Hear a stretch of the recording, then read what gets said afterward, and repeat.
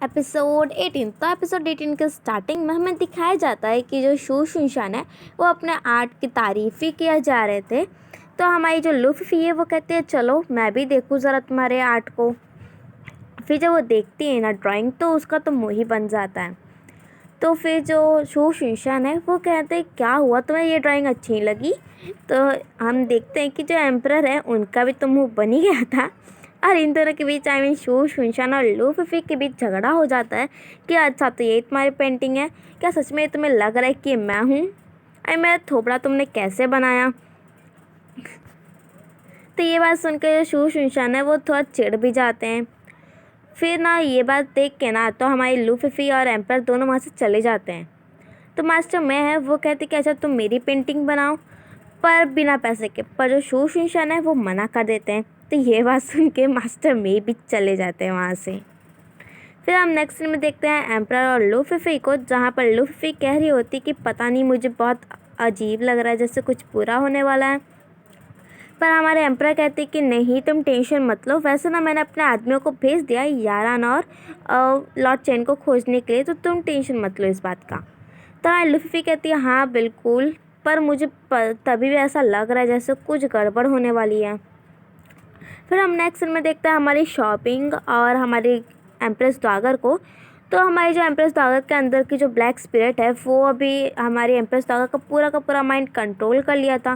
तो इसकी वजह से जो हमारी एम्प्रेस द्वागर है वो कहती है कि देखो हम लोग ने ना जो जो सोचा था वैसे सब हो गया है। और तो शॉपिंग कहती है कि मैंने बिना लूफी से जान लिया कि वेडिंग में कैसे कैसे क्या क्या होने वाला है। तो ये बात के लिए तो हमें आसानी हो जाएगी अपने लोगों को वेडिंग के टाइम पे अंदर घुसाने के लिए।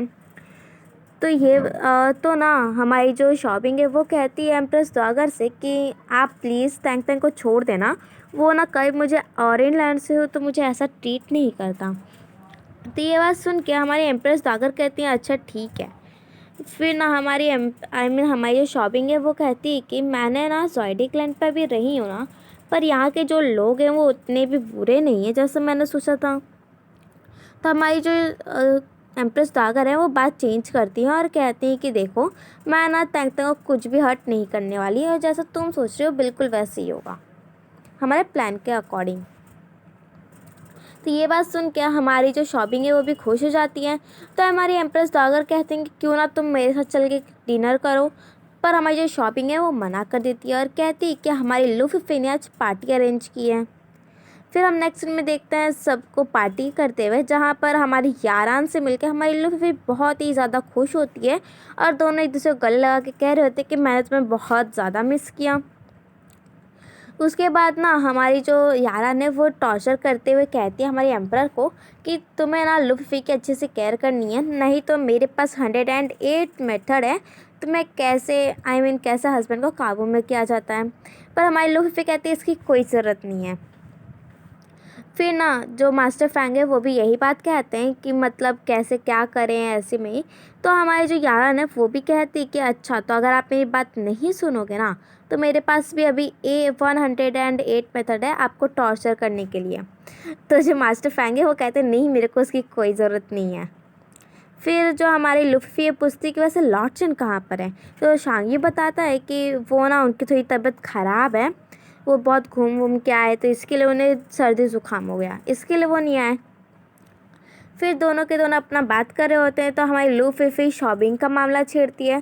तो ये बात सुन के जो तंग तंग है वो कहते हैं कि शॉपिंग ने तो बस जो एम्प्रेस द्वागर है ना वो शॉपिंग को बहुत ज़्यादा पसंद करती हैं। तो हमारी लूफी कहती है हाँ हाँ ठीक है ठीक है। और फिर ये लोग अपना आराम से बात कर रहे होते हैं, जहाँ पर ना हमारे मास्टर में और हमारे मिनिस्टर फैंचिंग के बीच में ना बहुत ज़्यादा अपने में बात में लड़ाई चालू होती है। तो ये बात देख के हमारे लुफी कहते चलो हम लोग यहाँ मस्ती करने आए, झगड़ा करने नहीं।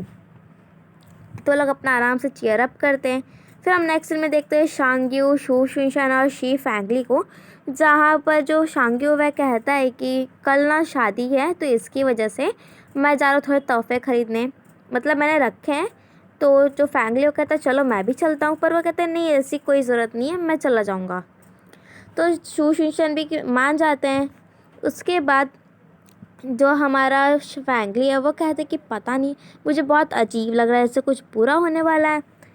फिर हम देखते हैं कि जो शांगी वो जा रहा था तभी उससे आवाज़ आती है, दो लोग मतलब बहुत सारे लोगों को बात करते हुए, जहाँ पर वो कह रहे होते कि हम लोग ने पूरा प्रिपेयर कर लिया है कि अब ना ये ज़ॉइडी क्लैन पूरा का पूरा हमारे कंट्रोल में होगा।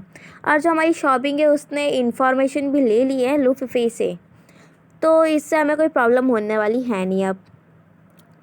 और यहाँ पर हमारा जो शांग्यो है वो उन लोग की बात सुन रहा होता है और वो लोग बताते हैं कि वो लोग ना वाइन में ना पॉइज़न मिला देंगे। तो हमारा जो शांग्यो है घबरा जाता है और वो कहता है कि एक काम करेंगे ना हम लोग, वो अपने मन में सोचता है कि ये तो बहुत ही ज़्यादा बुरी खबर है। वहाँ पर ही वो दोनों विलन्स भी होते हैं, वो दोनों बात कर रहे होते हैं कि ये जितने मास्टर हैं सबको मारना पड़ेगा। तो फिर जो शांग्यो है कहते हैं कि मुझे ना ये बात जल्दी जल्दी पहुँचानी होगी सबके पास। पर ना इन दोनों विलन को भला खोज आती कि कोई तो है जो इनकी बात सुन रहा है। हमारे शांगी जैसे ही जाता है ना तैसे ही वो लोग उसके सामने आ जाते हैं और उसे पट्ट से मारते हैं और वहीं पर मार डालते हैं। हमारे शांगी को क्या होता है ये हमें पता नहीं चलता। फिर हम नेक्स्ट सीन में देखते हैं हमारे लॉर्ड चेन को, जहाँ पर वो आराम से अपना सितार बजा रहे होते हैं। पर तभी वहाँ पर हड़बड़ी में फैंगली आता है और कहता है कि मैंने हर जगह देख लिया पर शांगी कहीं नहीं मिल रहा, और बहुत ज़्यादा टेंशन में भी होता है क्योंकि उसे पहले से लग रहा है जैसे कुछ ना कुछ बुरा होने ही वाला है।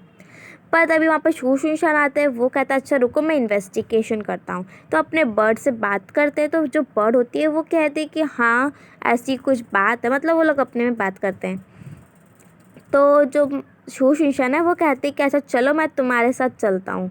तो लॉर्ड चेन भी कहते हैं हाँ ठीक है जाओ आराम से थोड़ा देखो क्या पता, और कहते हैं कि शी फैंगली को थोड़ा शांत रहने के लिए। फिर वो दोनों चले जाते हैं आराम से।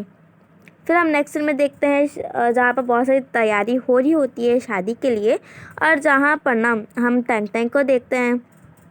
पर हमारे जो मास्टर में है वो और अपने मिनिस्टर फैंगशिंग से ना लड़ाई करने में ही बिजी होते हैं, जहाँ पर वो लोग कह रहे होते हैं कि देख रहे हैं इनकी शादी कभी नहीं होगी, बट मास्टर में भी कहते हैं देख लो इनकी शादी सच में नहीं होने वाली।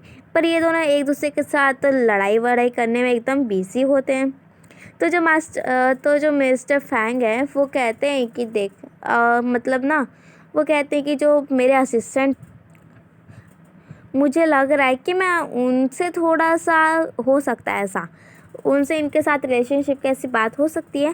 तो ये बात सुन के मास्टर में बाकी सब लोग ना इनका मजाक उड़ाने लगते हैं मास्टर फैंग का।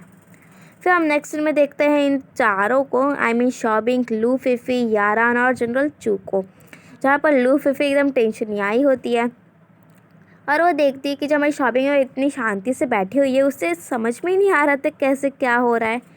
उसके बाद ना वो लोग अपनी बात करके हंसी मजाक कर रहे होते हैं।